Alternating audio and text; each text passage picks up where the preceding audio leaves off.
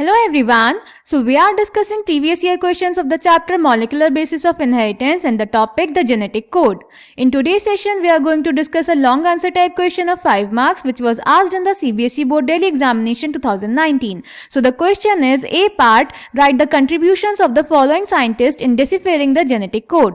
George Gamow, Hargobind Khurana, Marshall Nirenberg, Severo Ochoa. And B part, state the importance of a genetic code in protein biosynthesis. तो बेटा इस question के ए part में हमें कुछ scientist का नाम दिया है, हमें उनका कंट्रीब्यूशन बताना है जेनेटिक कोड को डेसिफर करने में, और बी पार्ट में बेटा हमें जेनेटिक कोड की इंपॉर्टेंस बतानी है प्रोटीन बायोसिंथेसिस में. So let's check the answer.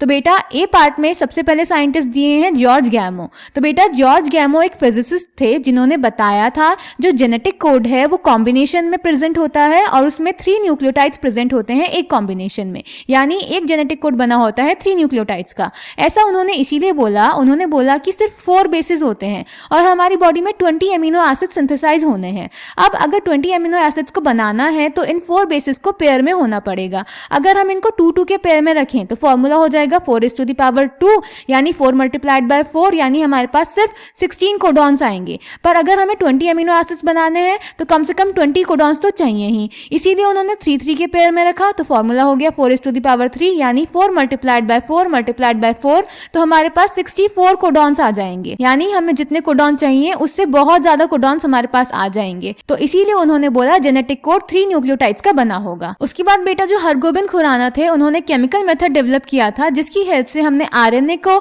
एक डिफाइंड कॉम्बिनेशन ऑफ बेसिस में सिंथेसाइज कर लिया था, यानी हमने होमोपॉलीमर्स और कोपॉलीमर्स बना दिए थे. उसके बाद जो मार्शल नीरेनबर्ग थे बेटा उन्होंने सेल फ्री सिस्टम बनाया था जिससे हमें जेनेटिक कोड को डेसिफर करने में हेल्प मिली थी. उसके बाद जो सेवेरो ओकोआ थे उन्होंने एक एंजाइम बनाई थी पॉलीन्यूक्लियोटाइड फॉस्फोराइलेज, जिससे हमने आरएनए का एंजाइमेटिक सिंथेसिस कराया था, यानी एंजाइम की मदद से हमने आरएनए को बना दिया था. Clear? So the answer is a part. George गैमो, a physicist, argued that since there are only 4 bases and if they have to code for 20 amino acids, the code should constitute a combination of bases. He suggested that in order to code for all the 20 amino acids, the code should be made up of 3 nucleotides. This was a very bold proposition because a permutation combination of 4:3, that is 4 multiplied by 4 would generate 64 codons, generating many more codons than required.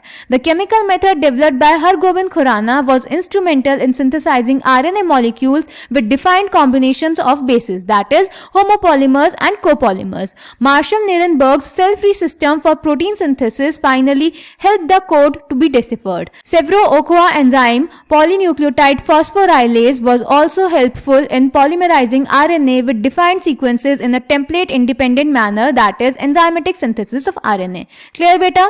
Then बेटा B part में हमें genetic code की importance बतानी थी protein biosynthesis में. तो बेटा genetic code information provide करते हैं अमीनो एसिड सीक्वेंस के लिए जो अमीनो एसिड जुड़ के प्रोटीन्स बनाते हैं. So the answer is the genetic code codes for the amino acid which joins to form the proteins. So I hope this question is clear to you. Thank you.